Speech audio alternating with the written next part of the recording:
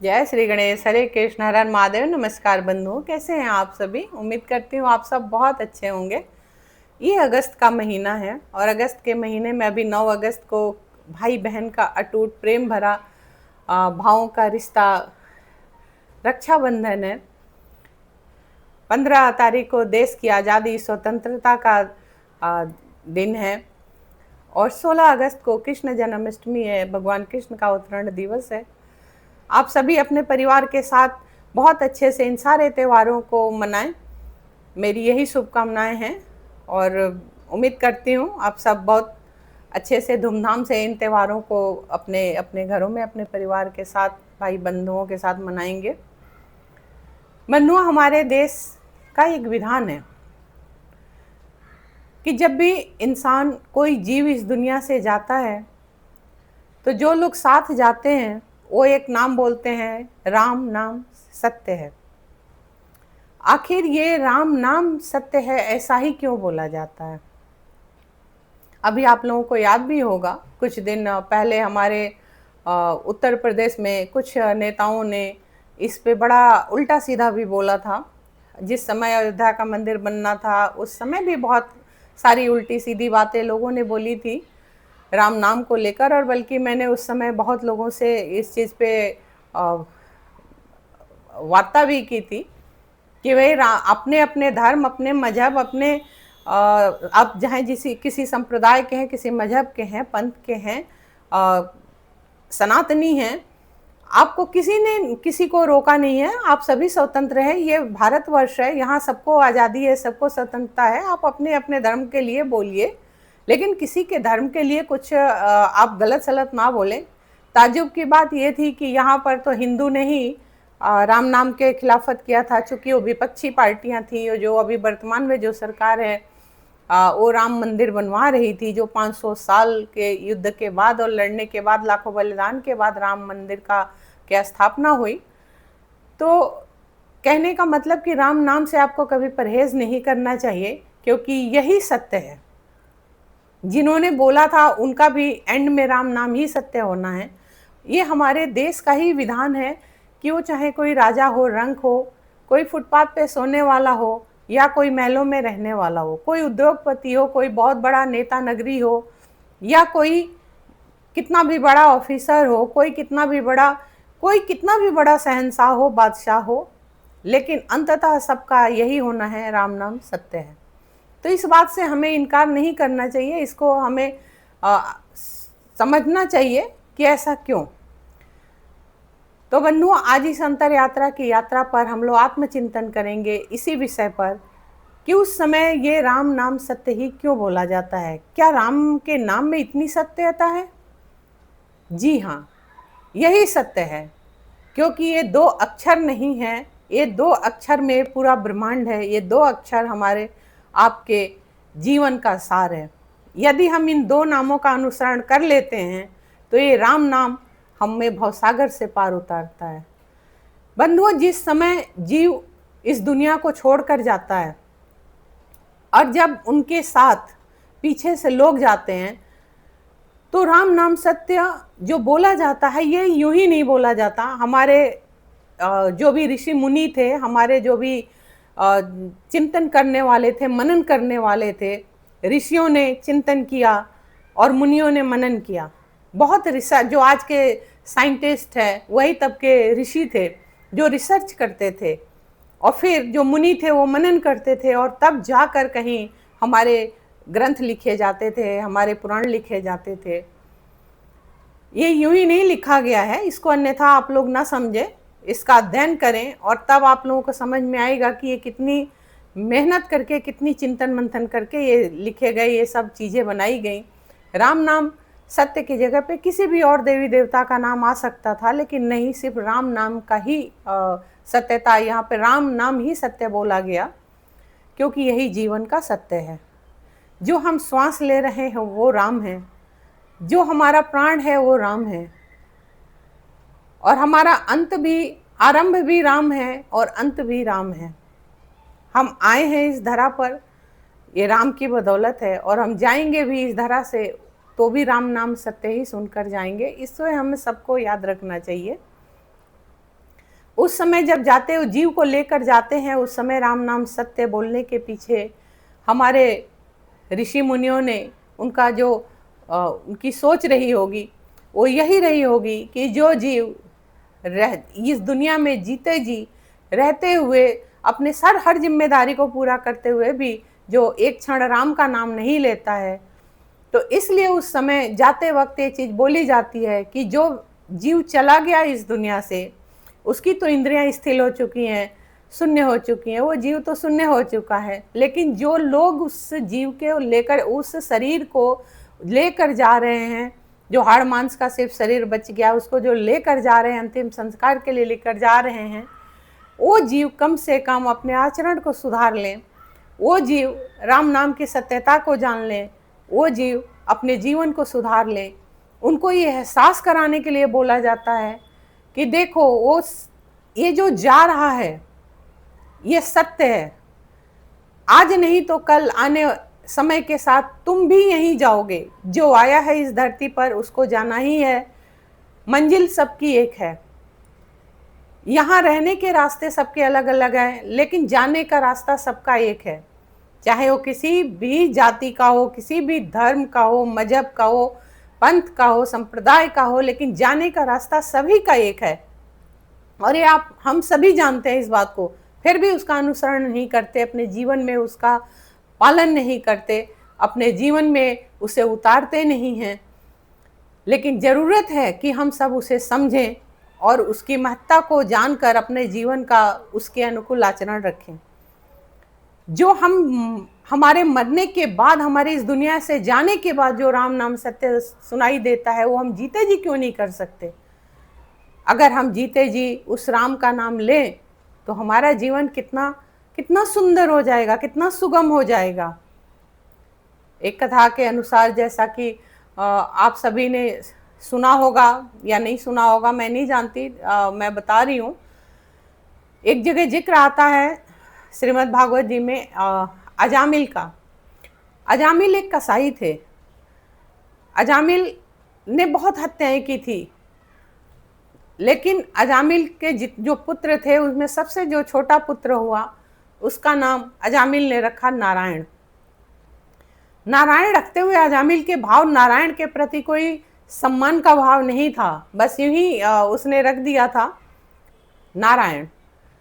लेकिन वो जैसे भी बच्चों को बुलाता था, नारायण इधर आओ, नारायण नारायण, तो कहीं ना कहीं वो बच्चे के रूप में उस परमात्मा को वो बुला रहा, उस परमात्मा का नाम आ रहा था। बुला तो वो अपने बच्चे को रहा था, लेकिन नाम उसमें परमात्मा का आ रहा था। समय गुजरा और जब अजामिल का अंत समय आया, तो जब यमराज के दूत आए अजामिल को ले जाने के लिए, उस समय अजामिल बहुत डर गया, क्योंकि अजामिल ने तो सदैव हत्याएं ही की थी। तो डरेगा ही इंसान, जो इंसान बुरा कर्म करता है वो निश्चित तौर पे डरता है कि कहीं मेरा अंत कितना बुरा होगा। जो इंसान अच्छा काम करता है उससे कोई डर नहीं है, वो तो मृत्यु को भी अंगीकार कर लेता है। वो तो दिमागी तौर पे वो ये सोच कर बैठ जाता है कि जैसे मैंने यदि किसी का बुरा नहीं किया तो परमात्मा सदैव मेरा साथ देगा और मेरा अंत भी अच्छा ही होगा। उसी तरीके से अजामिल ने चूंकि बुरा काम किया था, अजामिल डर गए। अजामिल उस समय यमराज के दूतों से डरकर आवाज देने लगे, नारायण नारायण नारायण मुझे बचाओ, नारायण मुझे बचाओ। उस समय नारायण ने तो नहीं सुना था, नारायण तो सो रहा था, लेकिन नारायण भगवान विष्णु के जो दूत थे उस समय वो आकाश में विचरण कर रहे थे, उस वाइब्रेशन में विचरण कर रहे थे, और उन्होंने सोचा कि इस समय हमारे प्रभु का नाम कौन ले रहा है। और ये सोचकर वो लोग वहाँ आकर देखा तो देखा कि यमराज के दूत अजामिल को ले जाने के लिए आए हैं। उन दूतों ने अजामिल को, यमराज के दूतों को वापस भेजा और अजामिल को जीवन मुक्ति दी। उसके बाद अजामिल भगवान विष्णु के भक्त हो गए और जब तक जिंदा रहे वो नारायण नारायण का ही रटन करते रहे और अपना जीवन भी धन्य कर लिया, और अंततः उनका वो भी भगवान विष्णु के वैकुंठ लोक पहुँचे। इसी तरीके से देखिए तो हमारे एक और हमारा प्रकरण आता है जहाँ से श्रीमद् भागवत पुराण की रचना होती है। वहाँ पे भी राजा परीक्षित की कहानी आती है कि राजा परीक्षित जो अभिमन्यु, अर्जुन के पुत्र अभिमन्यु के पुत्र थे, और जब उन्होंने पूरा अपना राज्य अच्छे से धर्म पूर्वक निभाया और लास्ट में जब उनको तक्षक ने डस लिया, उस समय जो ऋषि थे सामिक ऋषि, उनके पुत्र ने जो उनको श्राप दे दिया था, अभिशाप दे दिया था, और कि 1 हफ्ते में उनकी मृत्यु हो जाएगी। और जब राजा को ये बात पता चली, तब बहुत उदास मन से गंगा के तट पर बैठे हुए सोच रहे थे कि क्या करें, चिंतामग्न थे कि कैसे अब क्या होगा, कैसे सद्गति कैसे प्राप्त होगी, भगवत इच्छा क्या है, भगवान की इच्छा क्या है। और उसी समय वो चिंतामग्न थे कि कैसे सब मेरा राज्य चलेगा, कैसे क्या होगा। और वहीं गंगा के किनारे बैठे बैठे वो चिंतामग्न ही थे और चिंतन मंथन ही कर रहे थे, उदास थे। उसी समय उनके सामने महात्मा सुखदेव जी का आगमन हुआ। और जब राजा ने उनसे कहा कि आप केवल हरि की कथा ही सुनाते हैं, लेकिन हमारे को बताइए, श्रवण कराइए कि आप हम मृत्यु को कैसे पराजित करें। और श्री सुखदेव जी के मुख से श्री राजा ने जब हरि कथा श्रवण का जो सौभाग्य प्राप्त किया, जब सुखदेव जी ने श्रीमद् भागवत कथा राजा परीक्षित को सुनाई, और धीरे धीरे उसका कथा को सुनते सुनते ही राजा परीक्षित का मन जो था इस दुनिया से, इस धरा से, कहते हैं कि विरक्त होता चला गया। और फिर अंततः उन्होंने अपने परम धाम जाने का ही अपना निश्चय किया। तो कहने उन कृष्ण नाम, राम नाम जो होता है वो वही हमारे जीवन को सार्थक करता है, हमारी तृष्णा को खत्म करता है, हमें हमारे अंदर के जो राग द्वेष क्रोध ईर्ष्या जलन मद लोभ जो है, इन सब का वही नाश करता है। ये राम नाम जो है ये हमें स्वच्छ और सुंदर बनाता है, हमारे आचरण को बहुत पवित्र और निर्मल बनाता है। ये राम नाम कहीं पे भी देखिए तो ये सिर्फ राम नाम नहीं है, ये हमारी आत्मा ईश्वर का अंश है, ये जो शरीर है।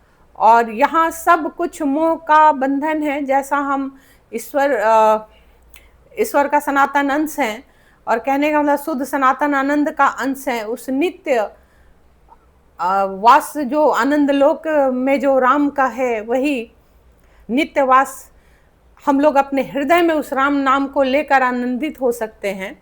और अपने जो भी हमारे आपके कष्ट हैं, उन कष्टों से हम लोग पार उतर सकते हैं, क्योंकि राम नाम भवसागर से पार उतारने वाला है। राम नाम हमारा तारणहार है। यही राम नाम हमें जीते जी भी हमें इस बंधनों से, ईर्ष्या जलन द्वेष और बाकी जो भी बुराइयां हैं, उन बंधनों से हमें मुक्त कर सकता है। यही राम नाम हमें हमारा अंत भी सुंदर और खुशहाल बना सकता है। और यही राम नाम आरंभ भी है, यही राम नाम अंत भी है, यही राम नाम हमारे जीवन का तारणहार भी है। तो राम नाम को एक क्षण भी नहीं भूलना चाहिए। हमारे जो भी वेद हैं, शास्त्र हैं, उपनिषद हैं, जो भी शास्त्र हैं, वो सभी पुराण हैं, ये सभी एक ही सलाह देते हैं कि राम नाम को एक क्षण भी विस्मृत नहीं करना चाहिए, सदैव इसका जाप करते रहना चाहिए। और परमात्मा को पाने के लिए यही एक सुगम मार्ग है। कुछ भी नहीं हमारा आपका जाता है, बस अपने जिम्मेदारियों को निभाते हुए, अपने सारे नाते रिश्ते को निभाते हुए, यदि हम लोग 2 पल 2 क्षण उस परमात्मा का नाम लेते रहेंगे, हरे कृष्ण हरे राम करते रहेंगे। ये हरे कृष्ण और राम शास्त्र के अनुसार एक ही है। यही भगवान का, वही भगवान विष्णु है, वही राम है और वही कृष्ण है। ऐसा जगह जगह हमें मिलता है। राम और कृष्ण का एक ही मतलब होता है। इसीलिए जब भी हम नाम जप करते हैं तो महामंत्र आता है, हरे कृष्ण कृष्ण कृष्ण हरे हरे, हरे राम राम राम हरे हरे। चाहे आप राम कहो या कृष्ण कहो। तो मेरा यही आप सबसे कहना है कि राम नाम के हीरे मोती मैं बिखराऊं गली गली, ले लो रे कोई राम के मोती। मैं सुनाऊं गली गली। तो जो भी है आप सभी इस नाम का स्मरण किया करिए, अपना जीवन सुंदर और सार्थक बनाइए, क्योंकि भागवत कहता है कि यदि कष्ट से उद्धार पाना चाहते हैं तो कथा सुनना तो बाद की चीज़ है, पहले नाम का स्मरण तो करो। राम नाम एक ऐसा, ये दो शब्द नहीं है, ये दो शब्द पूरे जीवन का सार है। इस राम नाम में ही भक्ति है, इस राम नाम में ही पूजा है, इस राम नाम में ही त्याग है, इस राम नाम में ही तपस्या है, इस राम नाम ये राम नाम ही ये जीवन है, ये राम नाम ही मृत्यु है। यही वो नाम है जो जीवन मरण और जीवन का सुख सब कुछ इसी में छुपा हुआ है। ये राम नाम बहुत रहस्यों को अपने अंदर छुपाए हुए है। यही वो राम नाम है कि महादेव भी सदैव राम नाम का ही ध्यान करते रहे। और जब माता पार्वती ने पूछा कि हे प्रभु, आप हर क्षण किसके ध्यान में रहते हैं, आप किसका स्मरण करते हैं, तब महादेव ने माता को बताया कि माँ, मैं तो हर क्षण अपने प्रभु का ध्यान करता हूँ। वो प्रभु कौन थे? वो प्रभु श्री राम थे। भगवान महादेव, भगवान शिव सदैव राम नाम का ही स्मरण करते रहे और भगवान राम सदैव महादेव का ही स्मरण करते रहे। वो सदैव महादेव को ही याद करते थे, महादेव को ही पूजन करते थे। तो देखिए अद्भुत लीला सृष्टि की कैसी है कि जहाँ हमारे जो त्रिदेव हैं, जो जहाँ मूल में एक है, एक से जब तीन देवता होते हैं और तीनों भी एक दूसरे में ही हैं। राम के लिए महादेव ही सब कुछ है, महादेव के लिए राम ही सब कुछ है। क्या अद्भुत लीला परमात्मा ने इस सृष्टि को रच के दिखाई है। क्या हमारे शास्त्रों ने इसका वर्णन किया, कितना खूबसूरत वर्णन किया है कि आत्मा प्रफुल्लित हो जाती है सुनकर। जिस क्षण हम लोग राम नाम का स्मरण करते हैं, देखिए अकेले बैठे हैं लेकिन मन आनंदित होता रहता है। ऐसा लगता है कि सारी दुनिया उस समय फीकी पड़ जाती है और सिर्फ एक ही चीज़ याद रहता है, रोमांच होता है अंदर से, हे राम हे राम। और राम, ये राम ही है जो सब कुछ समझा देता है। हमारे मन मस्तिष्क की जो गांठ जितनी पड़ी हुई है, अगर हम निरंतर इसका अभ्यास करते हैं तो सारी गांठें हमारी खुल जाती हैं। ये जो हम निरंतर इसका जाप करते हैं तो ये हमें जीने का मार्ग दिखाता है, हमारे जीवन को कितना सुगम बनाता है। तो बंधुओं, अब यहीं पे इस कथा को, इस चर्चा को विराम देते हैं। पुनः आप लोगों से अनुरोध करूंगी, मेरे वीडियोस को ज़्यादा से ज़्यादा आप लाइक करिए, सब्सक्राइब करिए। जो लोग भी मेरी वीडियो को देख रहे हैं, बहुत लोग रहे हैं, उन सभी से अनुरोध है कि कृपया आप जब मेरे चैनल पे आते हैं, मेरे वीडियोस को देखते हैं, तो प्लीज़ आपका कुछ नहीं जाता, आपका ना तन जाता, ना मन जाता, ना धन जाता, इसमें आपका कुछ भी नहीं लगता है। लेकिन आपके एक लाइक से और एक सब्सक्राइब से मेरा हौसला ज़रूर बढ़ जाएगा।